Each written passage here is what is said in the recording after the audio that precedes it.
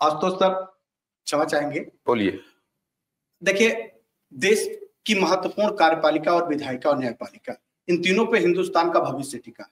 निश्चित तौर पे जब कोई पीड़ित होता है, कोई शोषित होता है, तो न्याय के दरवाजे खटखटाता है और तमाम राजनेताओं के पास और तमाम विधि है, पत्रकारिता भी उसकी महत्वपूर्ण जगह एक बहुत। हम उनके अधीन नहीं है, हम बराबर में खड़े हैं। की संवैधानिक व्यवस्था जो दलाल उनके साथ नीचे में चले गए हैं, मैं उनका नहीं जानता।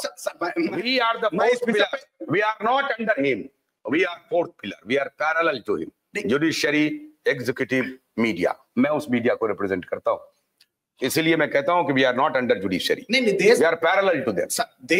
देश की संवैधानिक व्यवस्था में सारे लोग न्याय की प्रणाली के बीच में ही आते हैं। ठीक है, पत्रकारिता अपनी अलग जगह। नहीं, पत्रकारिता न्याय के लिए। पत्रकारिता और पत्रकार अगर कोई कानून की अवहेलना करेगा तो वो न्याय के घेरे में आता है, ये मैं कह रहा हूँ, लॉ ऑफ द लैंड। लेकिन हम जहां पे उनके अधीन है, ऐसा नहीं। जहां पे खड़े हैं, जहां पे बात कर रहे हैं और जिस विषय पे बात कर रहे हैं, हमको यह महसूस है कि सुप्रीम कोर्ट के दरवाजे खटखटाने के बाद हमको न्याय मिला है।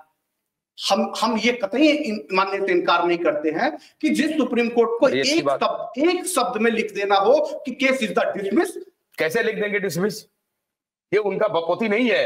अब यही तो मैं बोल रहा हूं, आप डरते होंगे, मैं नहीं डरता हूं। हमको तो न्याय, सुप्रीम कोर्ट के जस्टिस ये नहीं लिख सकते हैं।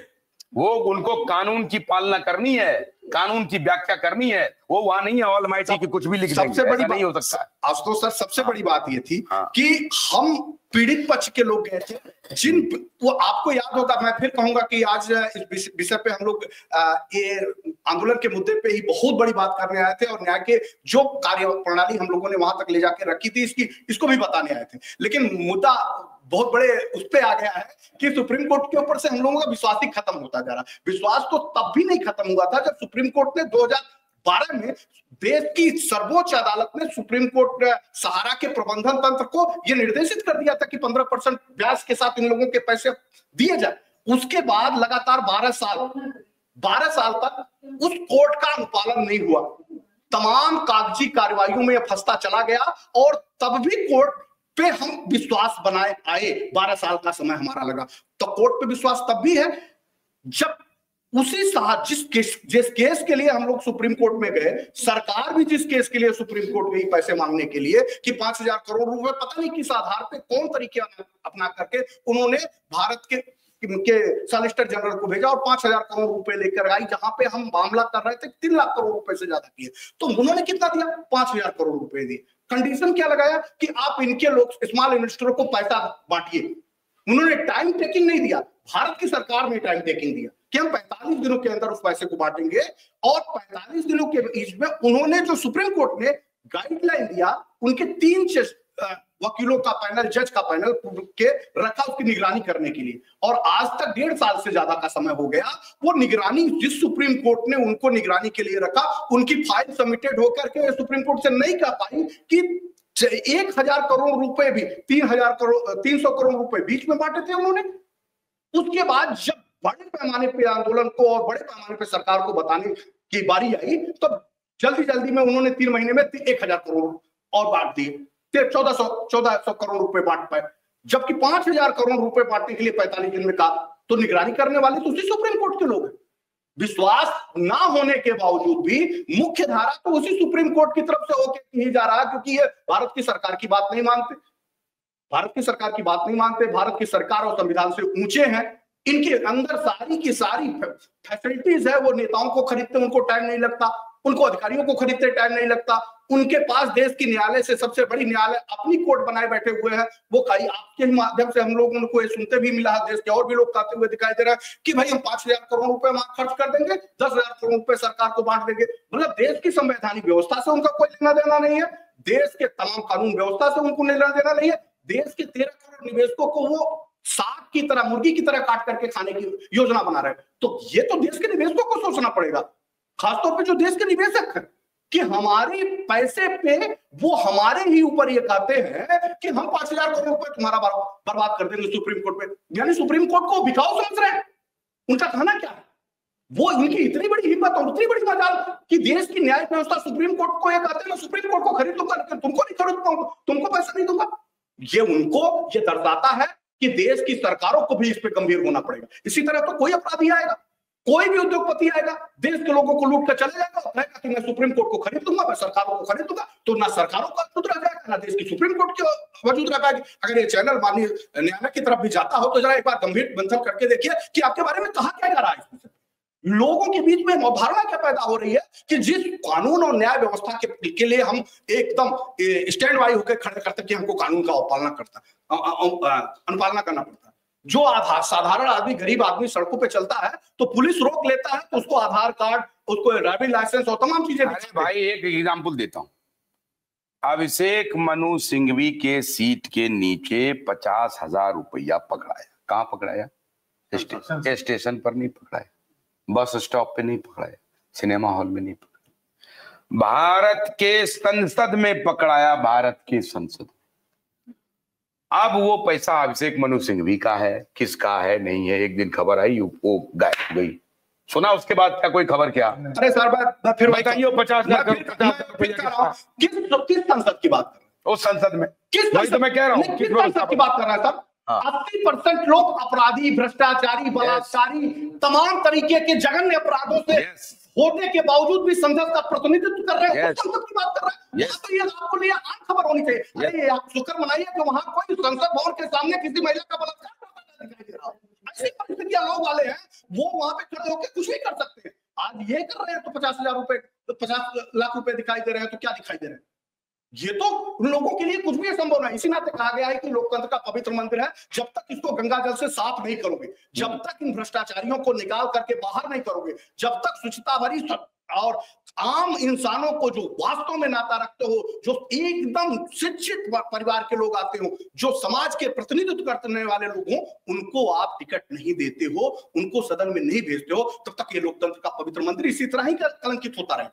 इसी तरह वो उनकी बात तो करिए मत, लेकिन न्याय के दरवाजे को हम मानते हैं।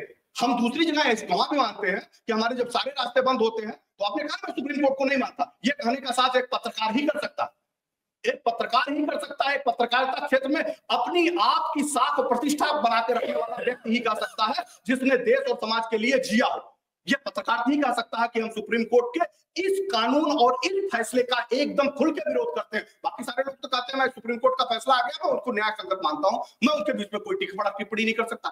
है किसी में हिम्मत? जो आशुतोष पाठक जैसे लोग ये कह रहे हैं मैं सुप्रीम कोर्ट के इस फैसले को नहीं मानता और सुप्रीम कोर्ट गलत है कोई किसी की हिम्मत नहीं है। इसी नाते तो सब जब चारों तरफ से हारते हैं तो पत्रकारों के पास चले जाते हैं। और जो पत्रकार है जो देश की सेवा के लिए बना है, वास्तव में उसके तन के कपड़े देखिएगा, मैंने रूरल साइड में देखा। हम ये नहीं कहते हैं बड़े बड़े कोठियों और बंगलों में रहने वाले सिंडिकेट टाइप के लोगों की बात नहीं करते, लेकिन जो वास्तव में पत्रकार है ना, जो क्षेत्रीय पत्रकार है ना, जो ग्राउंड लेवल पर स्वतंत्र पत्रकारिता करता है ना, तो उसके कपड़े उतार दीजिए, उसके बनियान में 1000 छेद होंगे, उनको पारिश्रमिक तक नहीं मिलता।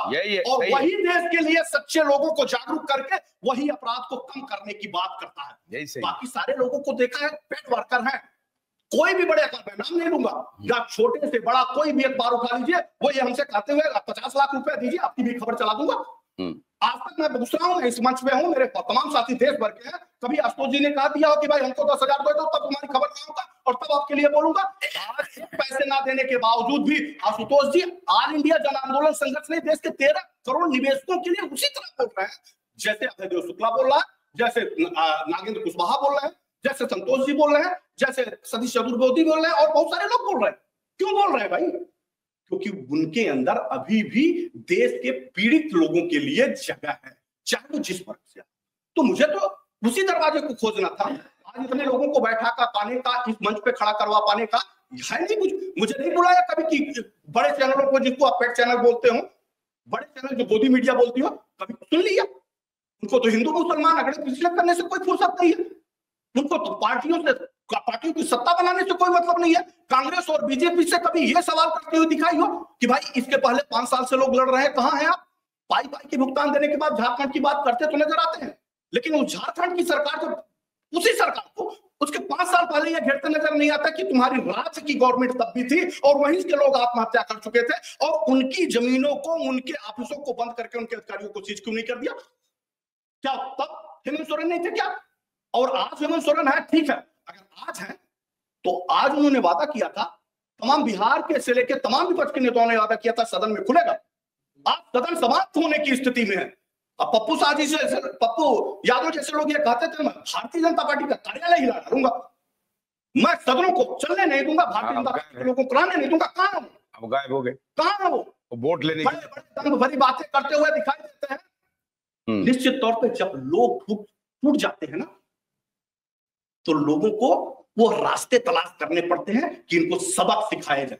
और कभी कभी लोग अपने रास्ते बदल देते हैं जब न्याय व्यवस्था से उनका विश्वास उठ जाता है, जब कानून से विश्वास उठ जाता है, राजनेताओं से विश्वास उठा, तो उनको दूसरे रास्ते इख्तियार करते हैं जो संवैधानिक रूप से सही नहीं है। आज एक नाम सिर्फ देश में गूंज रहा है, Lawrence Bishnoi, Lawrence Bishnoi, Lawrence Bishnoi. बहुत लोग तो बोल रहे थे लॉरेंस बिश्नोई का। क्या आप चाहते हैं कि देश की कानूनी व्यवस्था से बड़ी होकर के हम लॉरेंस बिश्नोई की मदद लेने चले जाए? क्या भारत की राजनीतिक व्यवस्था से भंगुर होकर लॉरेंस बिश्नोई की मदद लेने चले जाए? क्या सुप्रीम कोर्ट भी ये कहना चाहती है तो तुम लॉरेंस बिश्नोई से मदद दो? भारत की सरकार तो उनसे मदद ले रही होगी ना, तमाम राजनेता उनसे मदद ले रहे होंगे ना, अपराधियों को संरक्षण दे रही है भारत की सरकार ना। अब हमको लगता है कि हमको भी अपराधियों की शरण में जाना चाहिए और लॉरेंस बिश्नोई जैसे लोगों के जाकर अपनी न्याय की गुहार लगानी चाहिए। अगर हमको सुप्रीम कोर्ट न्याय नहीं देती है तो हम भी चलेंगे साबरमती की जेल में लॉरेंस बिश्नोई से मांग कि भाई हमारी मदद कर। जब देश की न्याय व्यवस्था यही रह गई है, देश की कानूनी व्यवस्था है, संवैधानिक व्यवस्था यही रह गई है, तो हमको अपराधियों के बीच में जाकर अपनी बात रखनी होगी। ठीक है, हम 1-1 रुपया अगर इकट्ठा करके सुप्रीम कोर्ट को दे सकते हैं, 1-1 रुपया इकट्ठा करके आंदोलन कर सकते हैं, तो 1-1 रुपया इकट्ठा करके लॉरेंस बिश्नोई को दे सकते हैं। देखिए ये है पीड़ा। माननीय जज साहब, ये लोग तो नहीं बोलेंगे, मैं तो बोलूंगा, अब मैं तो बोलता ही रहा हूं। तो माननीय जज साहब, ये है पीड़ा। अब आप लॉरेंस बिश्नोई बना रहे हैं, जो भी तारीख दे रहे हैं, 7 जनवरी का, 8 जनवरी का, 12 जनवरी का, 20 जनवरी का, तारीख दीजिए, तारीख पर कुछ दो टूक कर दीजिए। ये लोग सब आपके मातहत हैं, मैं तो नहीं मातहत हूं। मैं तो साफ साफ आपको कहता हूं, मुझे न्याय के मंदिर में मुझे सिर्फ और सिर्फ अब पाप दिख रहा है, भ्रष्टाचार दिख रहा है, बेईमानी दिख रही है, झूठ दिख रहा है, दलाली दिख रही है। इसके अलावा मुझे कुछ नहीं दिख रहा है न्याय के मंदिर में।